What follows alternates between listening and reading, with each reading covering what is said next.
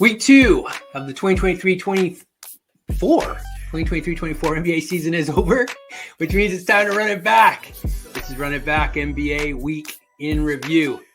I'm Jose Salviati, editor at thebeachbasket.net. This is the show where we recap the week that was in the NBA and discuss the NBA question of the day as we prepare for the week to come. This season, we'll be having a guest join us each week. Today, I'm excited to welcome the founder of our partner site, FLTeams.com, and a Run It Back OG, Isaac Edelman. Isaac, how are you? Doing great, Jose. Glad to finally be back and run it back with you. It's been a few years. You know, I have a lot of good memories on this show.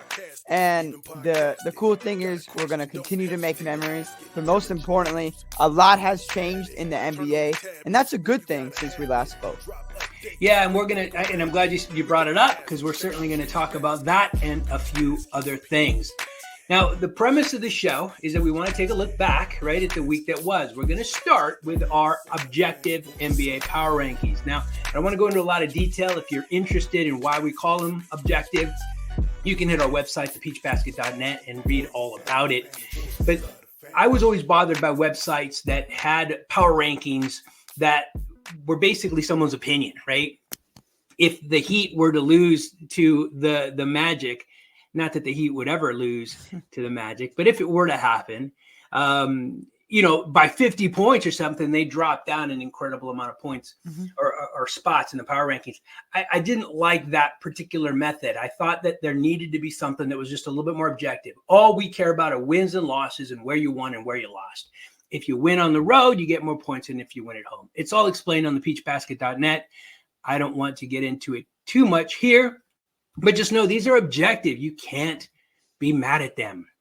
Now, early in the start of the season, there's going to be a lot of movement. That's to be expected. So we're seeing a lot of movement. There are 3 teams that jumped out of the top 10 this week: the Pacers, the Suns, the Oklahoma City Thunder, and the Bucks. That's 4 teams. OKC was number 1 last week, which just shows you we're at the start of the season. And then there are 4 new teams: the Wolves, the Magic, the Spurs, and the Sixers. Let's take a look at where they land now. And I know that Isaac hasn't seen these before until now. So let's talk a little bit about them as they go along quickly. The New Orleans Pelicans at number 10, down 5 spots after a rough 2 week, but still hanging on to the top 10. The Timberwolves, welcome to the top 10, Minnesota. Let's see how long it lasts. Good to see that, though, from that team. The Lakers, Lake Show dropped 2 spots, but stay in the top 10, coming in at number 8 for week number 2. This is a team I like. Arguably the best team in Florida, the Orlando Magic at number 7. We'll talk about that in a minute. The San Antonio Wembies debut at number 6. I don't know if they'll stay here, but that's where they are now, and they're fun team to watch. I'm not denying that. The Philadelphia 76ers had an undefeated week and move up to number 5 without James Harden. Golden State Warriors were also undefeated, moving up to number 4. A lot of talk that the Dubs are back. I'm not buying it yet, but that's where we land this week. Dallas Mavericks move up to number 3. Maybe that Luka Kyrie thing will work out after all. Had some interesting conversations with Steve about that yesterday. The world champion Denver Nuggets move up to number 2 from number 3. And we expect to see them here all year long. And the best of the best after week 2, Isaac, are the undefeated, untarnished, absolutely incredible Boston Celtics to remain the only undefeated team in the association. Are you okay with that top 10, Isaac?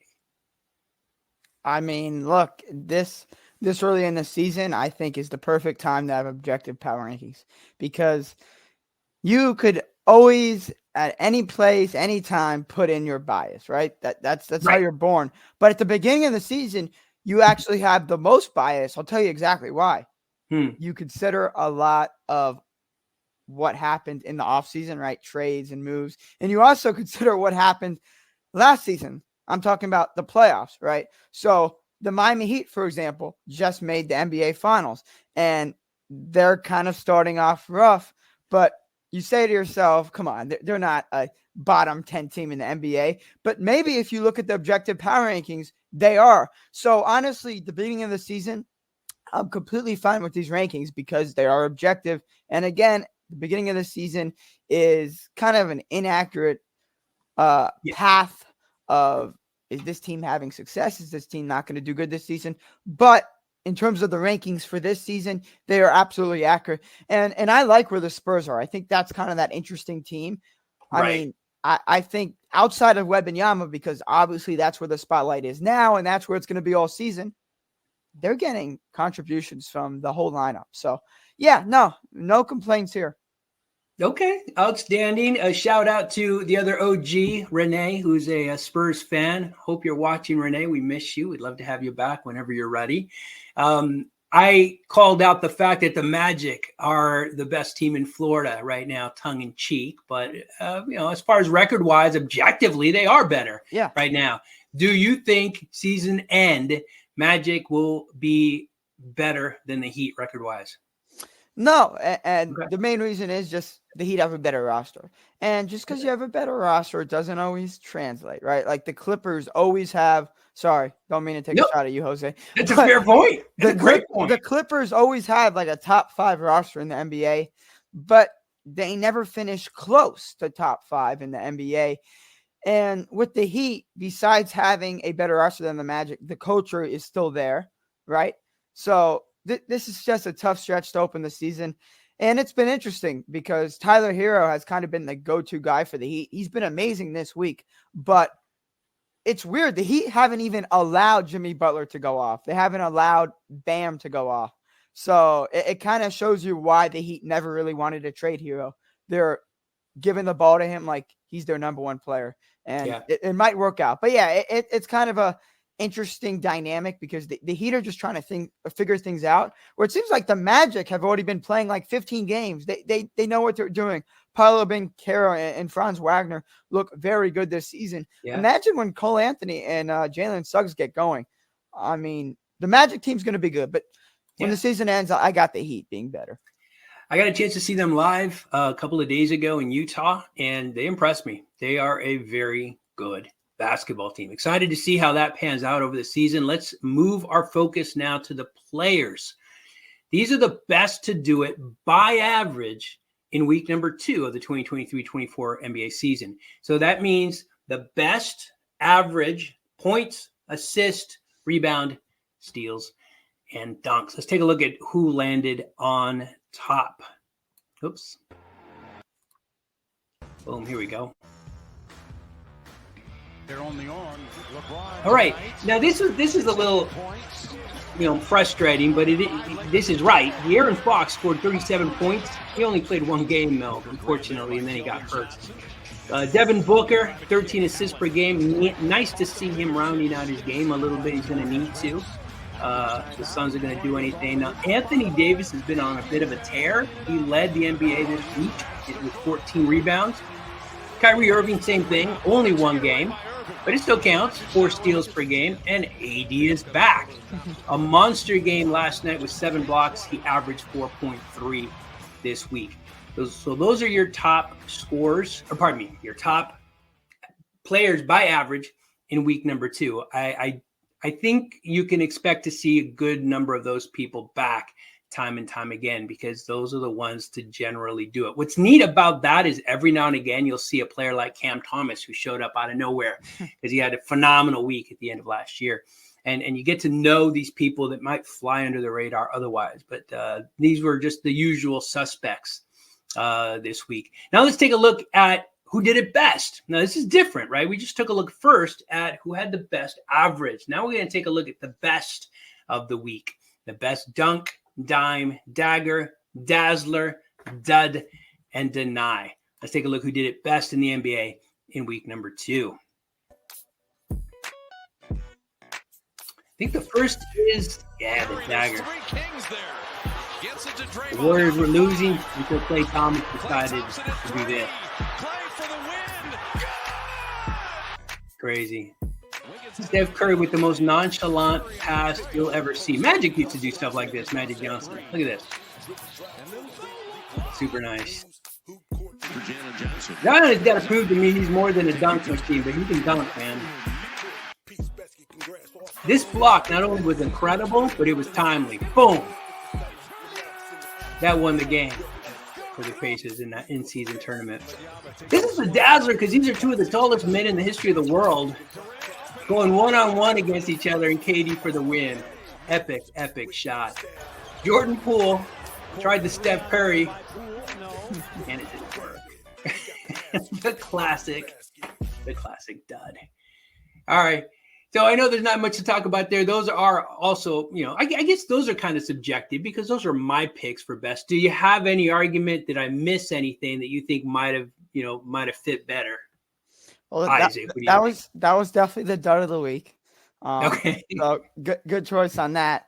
The dazzler was honestly incredible. I honestly think that was the best shot of the season so far.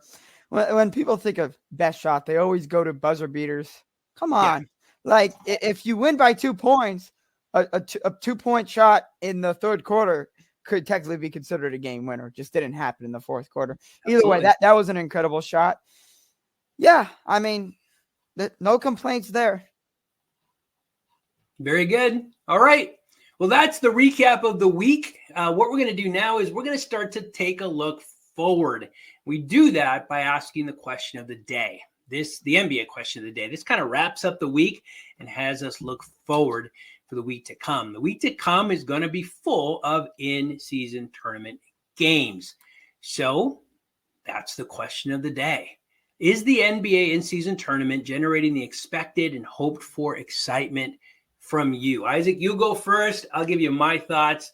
When you see that new court, when you see the hype around the in-season tournament, does it get you excited or is it just another game?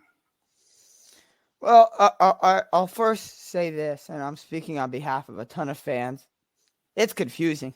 I had to watch a ton of videos to figure it out. And I know there's been a lot of complaints because the court designs are not the prettiest, but what Adam Silver is doing is a smart idea.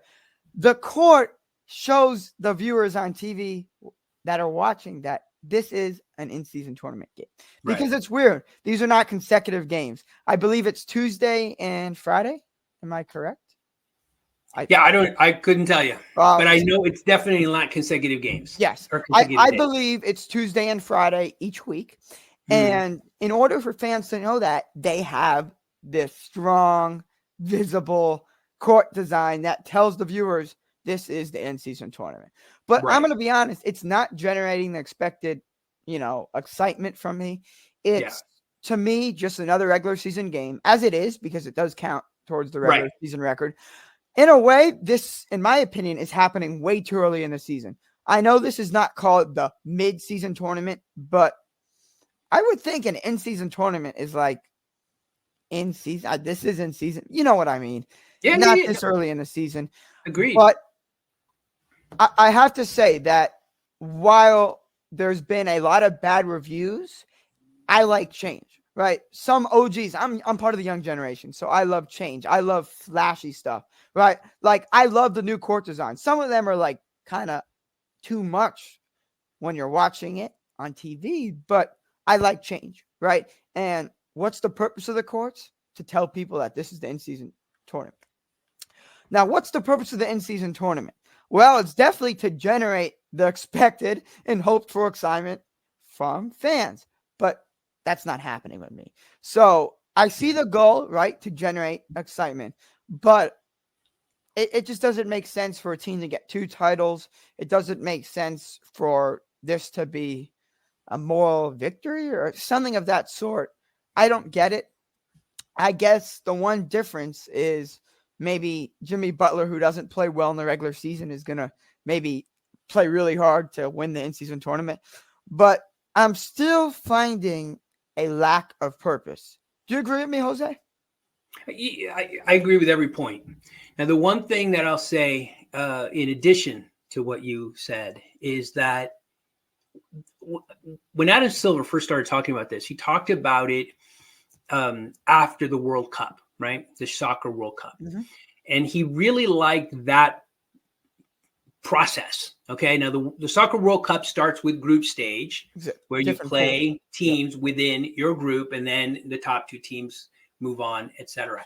Now, being from Argentina, home of the world champion Argentina, World Cup champs Lionel Messi in the group, I'm real familiar with that format, right? I've been following soccer for a while. So that's what Adam Silver wanted, right? So the group stage thing, I get, right? I understand how it works. The in-season tournament, though, I agree with everything you said. Number one, there's no excitement, not for me. I think it's cool because it's different, right? To see the courts, absolutely. That makes it neat, but I'm not drawn to it. I'm not thinking, oh my gosh, who's going to win the tournament? Who's going to come out of Group F? Whatever it is. I don't know, man. I don't care. And a lot of players are saying the same thing. Here in LA, Bones Highland, a player for the Clippers, was asked about the in-season tournament. He said, man, honestly, I don't know what's going on. He just shows up and plays. And I think that's true of a lot of NBA players. So the simple answer to the question, is it generating the expected and hope for excitement? No, not at all. I think collectively, I think you talk to fans, I talk to fans. No, it's not there. But it might, all right? It might happen as the season progresses, as what we crown a champion December 9th. But I think it'll be interesting. Right now, the worst team in the league, the only team without a win, are the Memphis Grizzlies, right? They're going to get Ja Morant back at some point.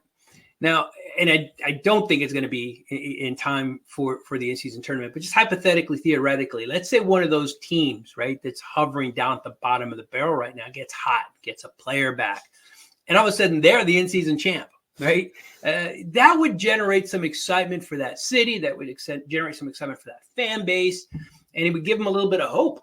And I think at the end of the day, that's what the NBA wants. So I don't think it's fair right now, right, to give it a grade. We have to see what it's like at the end after the December 9th final. But as it stands now, Isaac, you're spot on. It's just kind of another game, man. It really is.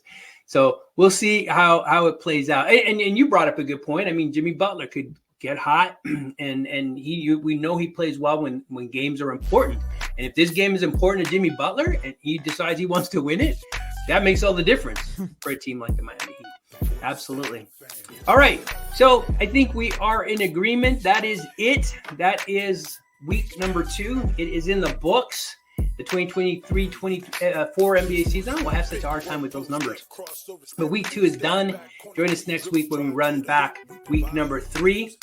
Isaac, a pleasure talking to you. Always fun. Make sure to visit flteams.com, your source for all sports information in Florida. We'll talk next week. Thanks, Isaac. Of course. Bye-bye.